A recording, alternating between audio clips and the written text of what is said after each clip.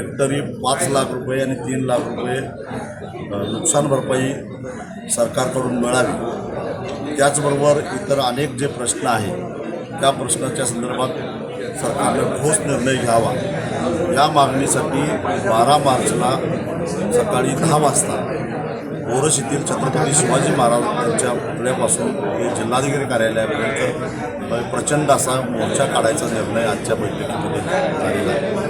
संपूर्ण सिंधुदुर्ग जिल्ह्यातून आंबा बागायतदार, काजू बागायतदार या ठिकाणी मोठ्या संख्येने येणार आहे। नैसर्गिक आपत्तीमुळं यावर्षी काजूचंही फळ आलं नाही आणि आंब्याचंही फळ आलेलं नाही, मोर भरून गेलेला आहे। या संदर्भामध्ये सरकारनं सर्वे केलेला आहे, त्याचे रिपोर्ट सरकारकडे गेलेले आहेत। सध्या विधानसभेचं अर्थसंकल्पीय अधिवेशन चालू आहे। 6 मार्चला बजेट आहे, त्या बजेटमध्ये काही भरीव तरतूद करून आंबा उत्पादक आणि काजू उत्पादकांना दिलासा सरकारनं दिला पाहिजे।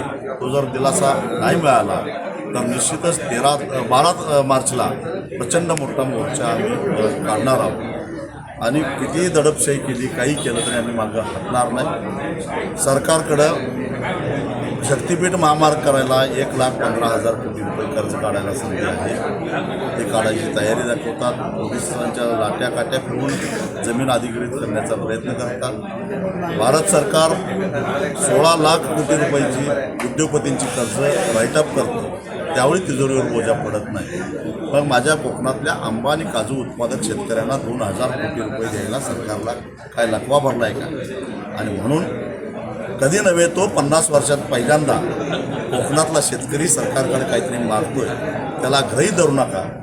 गृहीत धरल्यास, त्याच्याकडे दुर्लक्ष केल्यास सरकारला परिणाम भोगावे लागतील, एवढाच इशारा मला द्यायचा आहे। खरं तर मोर्चा काढायची वेळ आमच्यावर आणू नये, पण जर का मोर्चा काढला तर मोर्चा काढला आणि विषय संपला असं नाही, त्यानंतर आंदोलनाची तीव्रता अजून वाढणार।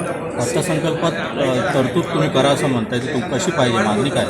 मागणी हेक्टरी 5 लाख रुपये आंबा कलमासाठी आणि हेक्टरी 3 लाख रुपये काजू कलमासाठी आम्ही मागणी करतो आणि ती मागणी करण्यासाठी म्हणून ते पैसे द्यायचे असतील तर बजेटमध्ये त्याची घोषणा करावी।